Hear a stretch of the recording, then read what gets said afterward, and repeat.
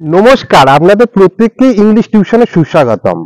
Attend, ATTEND, attend এই ক্রিয়াপত্রের পরে সাধারণত তিনটে প্রিপোজিশন ব্যবহার করা হয়। টু, অন, অ্যাট, এবং তিনটে বাংলা অর্থ হলো ভিন্ন ভিন্ন। অ্যাটেন্ড টু এই অ্যাপ্রোপ্রিয়েট প্রিপোজিশনটা বাংলা অর্থ হলো মনোযোগ দেওয়া। এর একটা উদাহরণ হলো, তোমার পড়াশোনায় মনোযোগ দেওয়া উচিত। You should attend to your lesson. Attend on এই প্রিপোজিশনটা বাংলা অর্থ হলো সেবা করা। নার্সটা রুগীটির সেবা করেছিল। The nurse attended on the patient.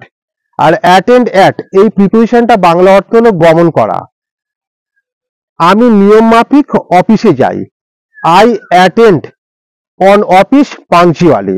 অর্থাৎ তিনটে প্রিপোজিশনের অ্যাপ্রোপ্রিয়েট প্রিপোজিশনের অর্থ ভিন্ন ভিন্ন। অ্যাটেন্ড টু মানে মনোযোগ দেওয়া, অ্যাটেন্ড অন মানে সেবা করা, আর অ্যাটেন্ড অ্যাট মানে গমন করা। ধন্যবাদ।